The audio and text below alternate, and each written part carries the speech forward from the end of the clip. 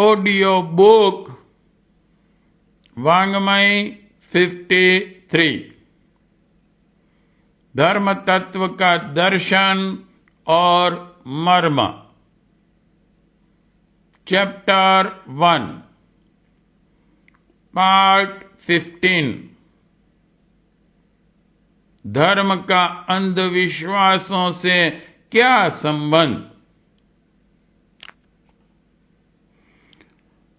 धर्म जीवन की एक परम आवश्यकता है, जीवन सार्थकता की परम साधना है।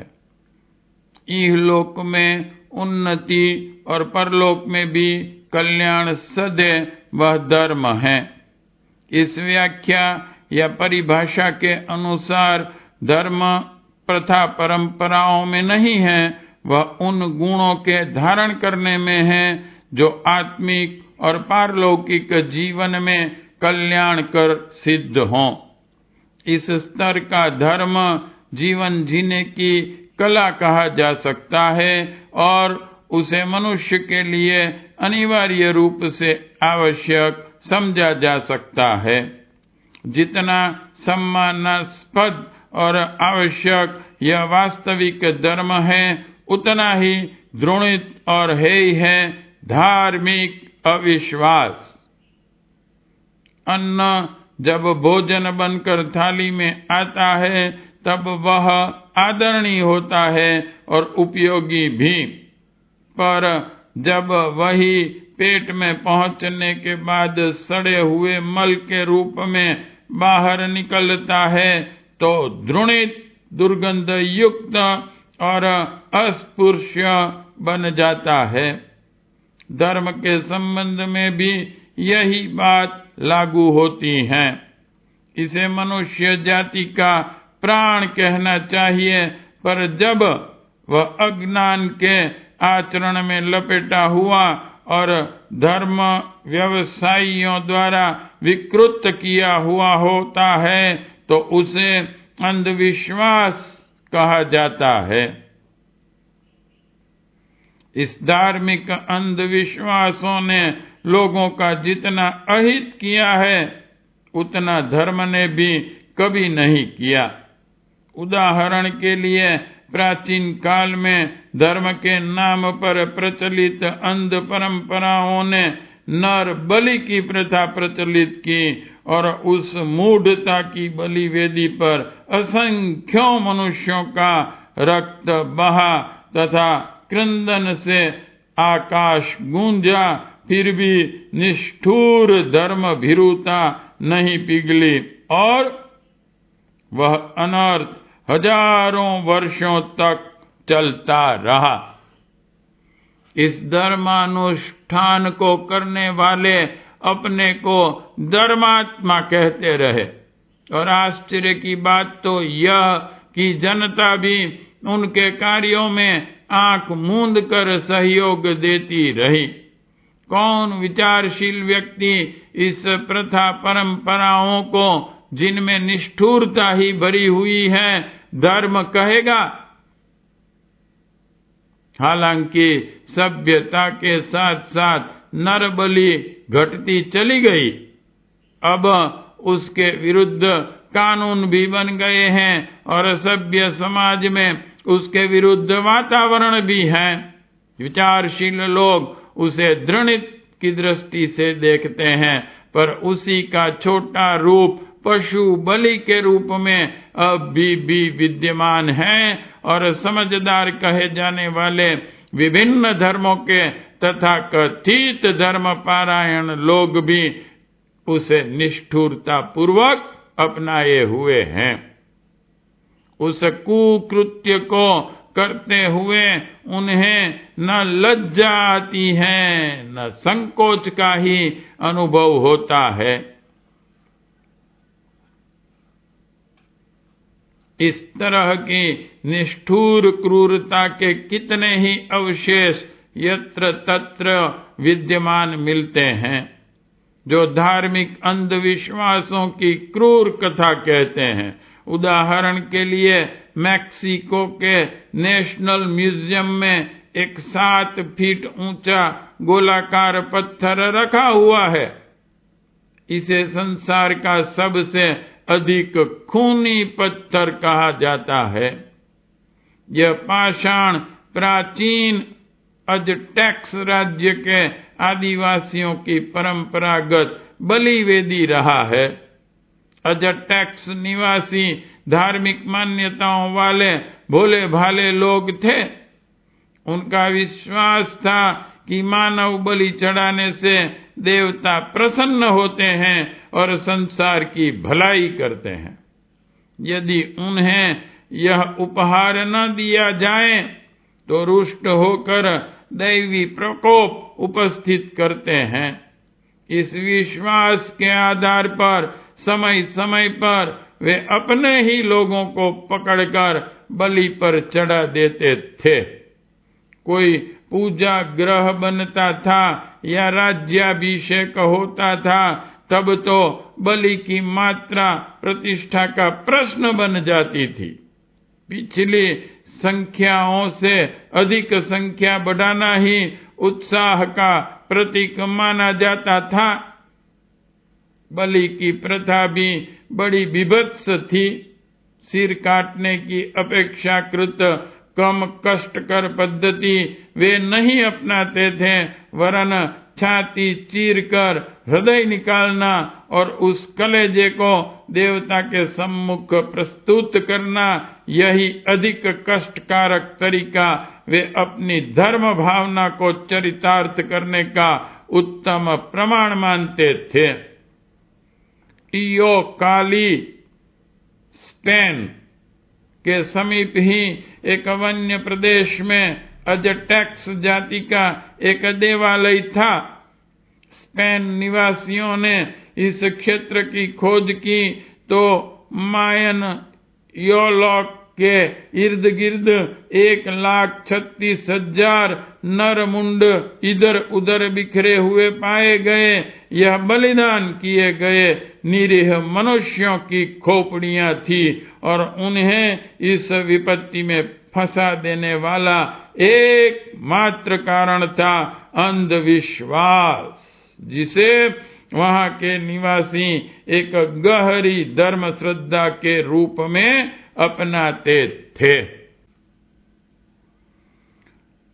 अमेरिका में युद्ध देव के मंदिर का विवरण ढेरों पत्रिकाओं में अनेकों बार प्रकाशित किया जा चुका है और इसके संबंध में अनेक पुस्तकें भी लिखी गई हैं।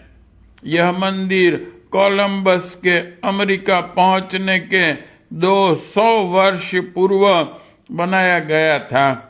इसके लिए कई वर्षों से लोगों को पकड़ पकड़ कर इकट्ठा किया जाता था और उनकी बलि दी जाती थी। यह नर बलि सामूहिक रूप से दी जाती थी। सामूहिक बलि के समय एक उत्सव का आयोजन किया जाता था। इकट्ठे किए गए लोगों की संख्या प्रतिष्ठापना के समय हजारों की संख्या में पहुंच गई थी। देव प्रतिष्ठा के समय उन बलि मानवों का झुंड जुलूस के रूप में निकाला गया। उनका जुलूस 2 मील लंबा था। यह धीरे धीरे आगे बढ़ता था। कई पुजारी इन बलि मानवों का हृदय चीरने के लिए नियुक्त थे, जो थोड़ी थोड़ी देर बाद यह पुण्य कार्य संपन्न करते थे। इस प्रकार अहरनिश 4 दिन में कितने ही वधकर्ताओं द्वारा यह अनुष्ठान पूरा हो पाया और बहता हुआ रक्त उस पवित्र मंदिर के पत्थर पीसने के काम में लाया गया।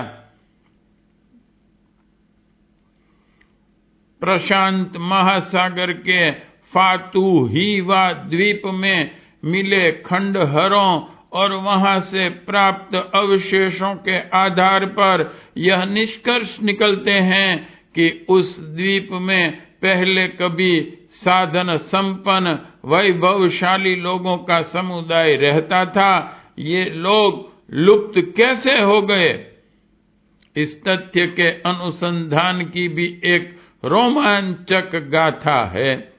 फ्रांस के पुरातत्व विज्ञानी डॉक्टर फ्रांसिस ने इस लुप्त जाति के लोगों के इतिहास की कड़ियां मिलाई हैं। उन्हें जब इस जाति के संबंध में पता चला तो खोज करते हुए उन्हें यह भी ज्ञात हुआ कि इस द्वीप में रहने वाले लोगों द्वारा बड़ी मात्रा में स्वर्ण संग्रह किया गया था, जो इसी द्वीप में खंडहरों में कहीं जमा है। डॉक्टर फ्रांसिस वहां पहुंच गए और उन्होंने जो कुछ खोज निकाला वह अद्भुत था। द्वीप में मिले खंडहर, तहखाने, बुर्जियां अपने निर्माताओं और स्वामियों के समुन्नत होने का प्रमाण दे रहे थे। यहाँ प्राकृतिक साधन भी जीवन निर्वाह के लिए पर्याप्त थे। इतना सब होने पर भी यहाँ पता नहीं चल रहा था कि वह जाति लुप्त कैसे हो गई। इस प्रश्न का समाधान डॉक्टर फ्रांसिस को और अधिक खोजने के लिए प्रोत्साहित कर रहा था। उस द्वीप के पाड नामक एक वनवासी व्यक्ति को लेकर फ्रांसिस उस सघन वन में गए। उपलब्ध प्राचीन सभ्यता के चिन्ह और अवशेषों ने उन्हें इस निष्कर्ष पर तो पहुंचाया कि यहाँ कोई साधन संपन्न और बुद्धिमान लोग रह रहे हैं, पर वे समाप्त कैसे हो गए? यही प्रश्न समझ में आया नहीं। इतिहास का यह पृष्ठ बहुत परिश्रम के बाद ही खुला। फ्रांसिस ने उस प्रदेश में भ्रमण करते हुए उस क्षेत्र में नरबलि की प्रचलित प्रथा के ढेरों प्रमाण पाए, जो सर्वत्र बिखरे पड़े थे। वट वृक्षों जैसी जटाओं वाले पेड़ों पर नरमुंड इस तरह फंसे पड़े थे मानो वे उन्हीं में फैले हों। अस्थि कंकाल जहां तहां छितरे पड़े थे। ऐसे पत्थर पाए गए जिनमें मनुष्य का सिर फंसाकर उन्हें कुल्हाड़ी से काटा जाता था। विभत्सता की कथा कहने वाले ये प्रमाण इतने अधिक थे कि एक शब्द में उसे किसी समय का नरबलि क्षेत्र कहना भी अत्युक्ति न होगा। गहन पर्यवेक्षण और अनुसंधान करने के बाद फ्रांसिस इस नतीजे पर पहुंचे कि यहाँ कोई प्रगतिशील जाति रही है। यदि ऐसा न रहा होता तो वास्तुकला के गहन ज्ञान से संबंधित मजबूत भवन बनाना और उसके साधन जुटाना संभव ही नहीं होता। जो उपकरण वहां मिले वे भी बौद्धिक प्रगति और समृद्धि की साक्षी देते थे, पर लगता है कि धार्मिक अंधविश्वास यह मान्यता उनके मन में जम गई थी। अंधविश्वास से प्रेरित इसी श्रद्धा ने उन लोगों को मनुष्य घाती बना दिया और उनमें से जिसके चंगुल में जो फंस जाता वह उसे पकड़कर बलि चढ़ा देता और अपनी समृद्धि तथा उन्नति की आशा करता। संभव है इसमें प्रतिशोध की भावना भी जमी हो और उनमें देव अनुग्रह की लालसा के साथ नरबलि की मात्रा को अति की सीमा तक पहुंचा दिया हो सकता है पुरोहितों ने इस प्रक्रिया को प्रचलित किया हो और वे सब इस नरबलि की प्रथा में निमग्न होकर अपना अस्तित्व ही खो बैठे हों। फ्रांसिस ने इस शोध में अपने साथ रहे आदिवासी पाड़ से सुनी प्रचलित दंत कथाओं के आधार पर बताया कि इस लुप्त जाति के लोग समय समय पर बड़े बड़े धार्मिक समारोह आयोजित करते थे। इन समारोहों में दूर दूर से लोग सम्मिलित होने के लिए आते और इकट्ठे होते थे। मशालें सजाई जाती थी, नगाड़े बजते थे। उन्हीं अवसरों पर शंख और सींगों से बनी तुरही का प्रयोग होता था। इसके बाद चलता था मद्यपान और नरबलि का विभत्स दौर। रक्त की धाराएं बह जाती, घायलों और मृतकों को देव कृपा का पात्र समझा जाता था और ये धर्मानुष्ठान इतने बढ़े कि यह समुन्नत जाति इसी जंजाल में फंसकर अपना अस्तित्व गंवा बैठी। उनके चिन्ह अवशेष मात्र बाकी रह गए। अफ्रीका में भी धार्मिक अंधविश्वासों के कारण हुए नरसंहार की अगणित घटनाओं के प्रमाण मिले हैं। वहां की धर्म पुरोहित महिलाएं डाकिन देवियों को प्रसन्न करने के नाम पर भूतकाल में अगणित मनुष्यों के प्राण हरण करती रही हैं। कभी कभी तो इन दिनों वहां इस तरह की घटनाएं प्रकाश में आती रही है। कुछ दिन पूर्व तंगानिका अफ्रीका में की राजधानी देरुसलाम के उच्च न्यायालय में 3 डायनों के विरुद्ध अभियोग चला। उससे वहां प्रचलित इस अघोर विद्या के संबंध में कई नई बातें प्रकाश में आई। जिन दिन डायनों के विरुद्ध अदालत में मुकदमा चला उनके नाम थे नेआमसेनी, जामाल्टा और जापीवू। ये 3 महिलाएं मुकदमे की कार्यवाही के दौरान रंग बिरंगी जादुई चादरें, जिसे वहां की भाषा में कांगा कहते हैं, ओढ़े बैठी रही। उनका विश्वास था कि उसे पहन लेने पर उनका कोई कुछ नहीं बिगाड़ सकता। पुलिस अधिकारी ने उन पर नृशंस हत्याओं के अभियोग लगाए। जब उनके विरुद्ध लगाए गए आरोप अदालत में पढ़कर सुनाए तो वे सुनकर मुस्कुरा भर दी, मानो उन्हें कोई प्रशंसनीय काम करने का श्रेय दिया जा रहा हो। अदालत ने इन 3 डायनों को 14 वर्ष की सजा दी।